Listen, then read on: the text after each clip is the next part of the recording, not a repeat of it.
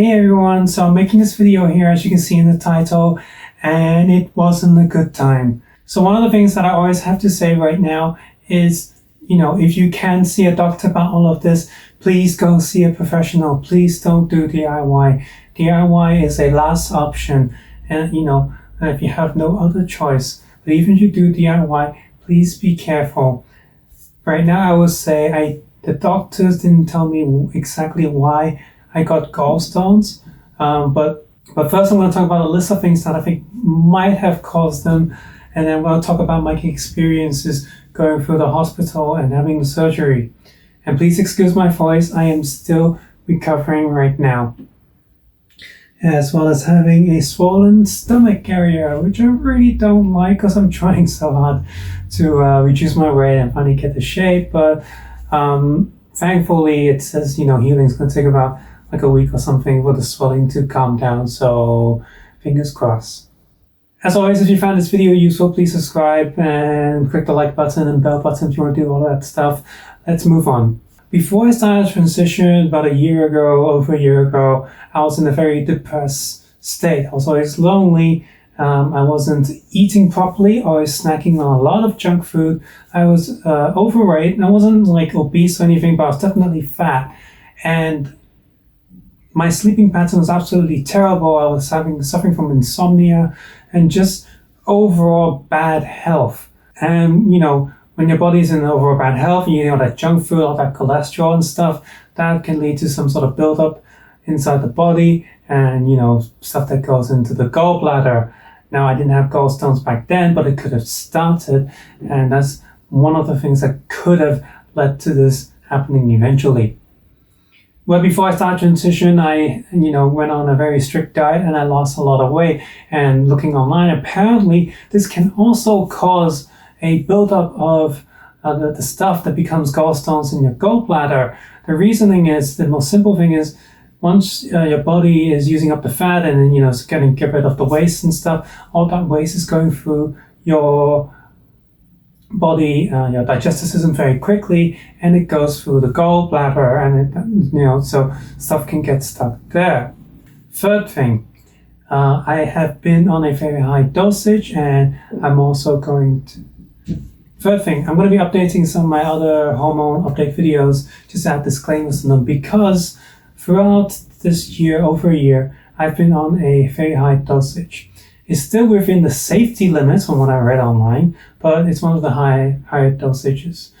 And I guess my body couldn't handle that. That could have been one of the reasons why I started getting gallstones. Someone told me that my girlfriend was mentioning to me that, hey, when we're hiking, you seem quite easy to get out of breath. She feels that my eyes or my skin seem a bit more yellow than normal, which could indicate something to do with the liver. But throughout the year, I felt absolutely normal. So I was like, should be fine.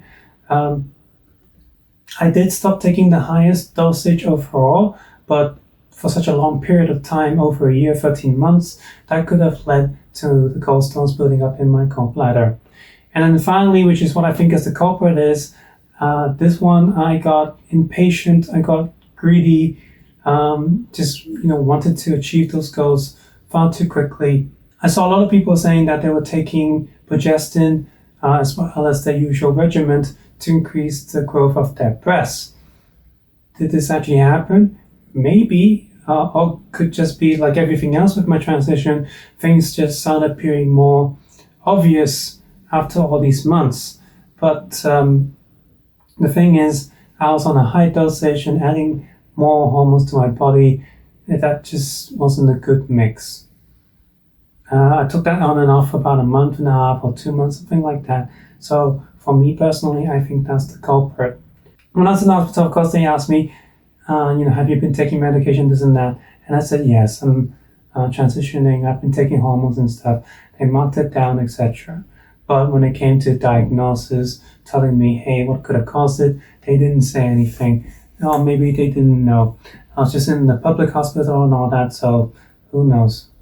So before I go through my experiences of going through the hospital and all that, again, I just want to say, look after yourselves, don't overdo it, because, even I read that, hey, if you take too much, you overdose, it's not going to increase the speed of your transition. It's just not going to happen. All you want to do is you want your female levels to be higher than male and let your own body do the rest of the work. But even knowing this, I still got greedy after about a year, and so this video is a lesson for me and a warning for you. Please look after your body. Don't get greedy. Don't get impatient. Just let it happen naturally. Okay, so moving on to my hospital experiences. About a month or two ago, I had one night where my stomach was really painful. It woke me up at night. I haven't felt that kind of stomach pain so long, or even ever. Who knows? I do remember feeling sick when I was a kid because I ate something bad, and I thought that was the same case here. I went to throw up, and after I threw up, I felt better. So I thought, okay, I must have eaten something bad. Because a month after that, I was fine, absolutely fine, until the pain started coming back again. These were the following symptoms that I had, but there could be others, or you could have less than these, or a mixture of different symptoms, but these were the particular ones that I had. I started feeling quite bloated, quite easy to get full, didn't want to eat a lot because of that. Started feeling uncomfortable near the stomach area. I had a lot of burping and gas escaping from there. And then one night I had an intense pain and throwing up again. Eventually I felt better. It wasn't as bad as the first time I felt the pain, so I thought maybe whatever it is, it's still there but going away. But then the day before I went to the hospital, it happened again at night. I was throwing up, I was in a lot of pain, and then the next day in the afternoon, the pain came back. It wouldn't go away. It kept getting worse and worse, and it was some of the most intense inside pain I've ever felt in my entire life. It wasn't just because it was painful, but there was like a constant to it that made it so uncomfortable. Like it just wouldn't go away. And when I went to the hospital, I also felt that there was sort of a hardish lump on my stomach. So we called the emergency number, and I was rushed to the emergency room that night via an ambulance. When the doctor saw me, they did some scans, and then eventually they did give me a painkiller injection on my waist here, and that finally eased the pain. I would say halfway to tolerable levels, but it was still really painful. So after doing some x-ray scans and then moving up into the surgical ward, they took me down to an ultrasound and scanned my stomach again, and then eventually the doctor came back and said, hey, you have gallstones. We can do a non-surgery where they put a tube down your throat. You'll be put half under, like you won't feel the pain, but you'll be uncomfortable. And then they'll literally have a tiny arm pulling the stones out one by one. And I was like, oh, thank God I don't need surgery. But about an hour later, the doctor came back and said, sorry, upon closer inspection, you don't just have gallstones there. It seems like your gallbladder is pretty inflamed, infected, so we're going to have to get it out. And then they said, we will do the minimal invasive surgery instead of just a cut, so you will heal faster and it shouldn't leave any scars. And I was like, do whatever, I'm in a lot of pain. And I was lucky enough they didn't have to do an actual cut, incision, so that's why I'm out here doing this video already. So within the first night, they already gave me the surgery, and the next morning when I woke up, a doctor told me, so here you go. We removed the gallbladder, no more gallstones, but there was also a lot of buildup around the liver that we had to clear away. Fortunately, we could still do it under the minimal invasive surgery, so I was still considered to be very fortunate. Because with minimal invasive surgery, I'm standing here today, less than a week after the surgery. I can walk, I can shower, I can sit, I can do pretty much everything myself. I'm just getting a bit tired, and every day I feel a bit better. But for me personally, the nightmare doesn't end there. The surgery itself, it's fine. You're put under, you put in anesthesia, you don't know what's happening. What's bad is what happens afterwards. While at the hospital every day, they would go and take my blood.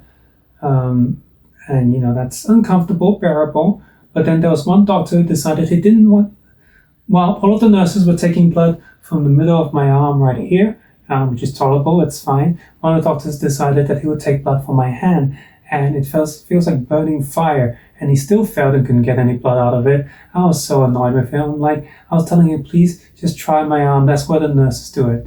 But he couldn't do it. So he tried taking it from my hand, and it hurt so much. In the end, he got blood from here, slowly. That was uncomfortable, but at least it was on the back of my hand. He even asked if he could take it from my foot. I was like, no way, that's going to hurt just as bad as my hand. Awful. But I would say the second most painful thing, apart from the gallbladder, is after the minimal invasive surgery, one of the holes will have a tube left inside your body to let all of the extra liquids or fluids or bile just leak out of your body. When the tube is in there, it's uncomfortable, but it's fine. If you don't move, you don't really feel it. The painful part is when they're pulling it out, because it feels like they're ripping your insides out, especially right at the end, because the tube itself has a thicker end like a mushroom, and when that pops out of you, the pain when it gets to the end, it's instantly combated with a sense of relief, but still, it was so painful. I was crying, holding on to stuff. I never want to experience that ever again. So that's the physical side of things. The mental side of things is also bad. There's currently no visiting at the hospitals right now due to the pandemic. So the loneliness, the thinking too much, all of that settles in. The atmosphere and the bad food, as well as the taste difference you would have after surgery, because there's going to be some sort of reflux in your throat. And so things are going to taste different for a while. All of that coming together put me in a really bad mental state. When I tried to stay positive, I have some selfies here. I didn't want my family or my girlfriend to worry, so I always smile for them. And in return, that made me feel a bit better too. But I was thinking to myself, why am I so weak? Why can't I get up in the first day? Why can't I do this? Why can't I do that? Why am I so pathetic? Why was I so careless? I have my parent to look after. I have my cats, I have my girlfriend. Why am I worrying them? I felt so bad. It got me to feel a little bit depressed and cry at certain times. I had the surgery Thursday night, and I left the hospital on Monday evening.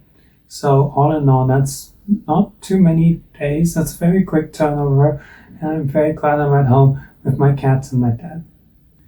And in hindsight, I'm also very thankful it's just my gallbladder. In the long term of things, it doesn't matter if I have one or not.